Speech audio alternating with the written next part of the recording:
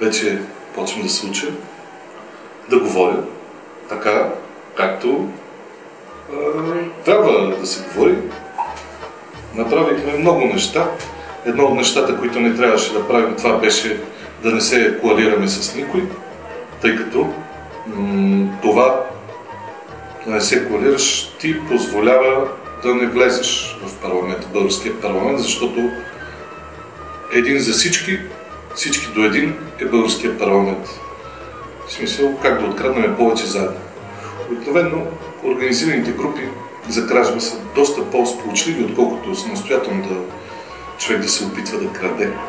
Втората грешка, която направихме, беше, че не платихме на застъпници, което спомогна да и се откраднат по-лесно гласовете. Третото нещо, което не направихме, отчитам като грешка, това беше, че не си продавахме газа.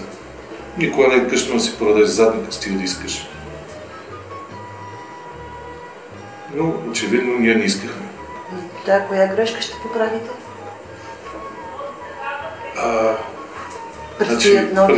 Предстоящите избори, местни и постни избори, да, много е проблем са ни местните избори, тъй като на тях не знаем дали ще гласуват вегетарианците.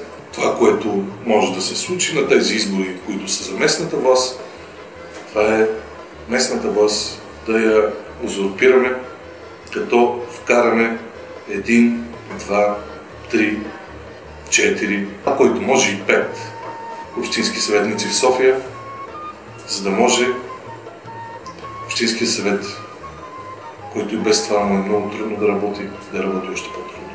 Патриотичният фронт каза, че ще подкрепи БСП тук-таме. Тук-таме ще подкрепи ГЕРБ, тук-таме ще се подкрепят ГЕРБ и БСП взаимно на местните избори. Кого ще подкрепите вие?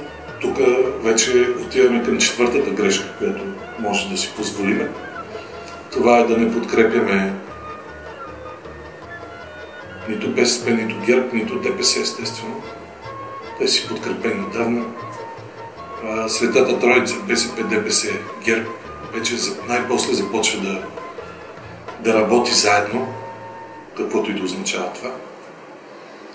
Така че всички такива партии, измислени като нашата, ги чакат бъдещето да бъдат извърнати. Какво се случва с меда? Виждам, че сте бръкнали в каца.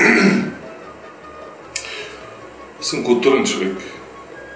Използвам лъжица, защото да бъркаш в каца с мед.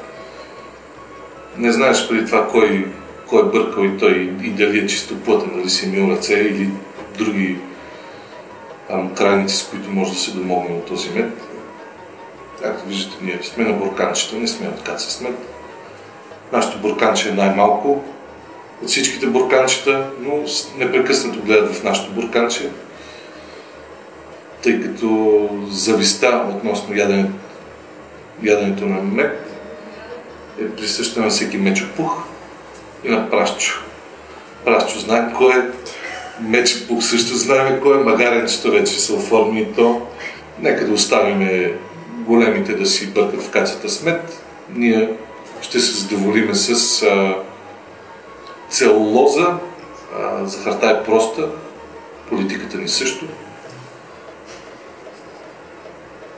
Политиката ни има едно правило, то се казва подай тупена колега.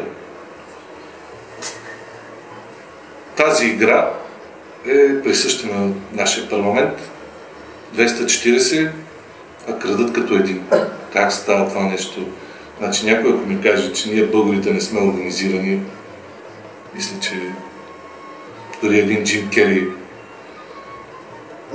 не би си го позволил. Джим Джон, какво? Каква е разликата между Джим и Джон? Каква е разликата между Бойко и Ахмет? Каква е разликата между Ахмет и Миков? Няма разлика.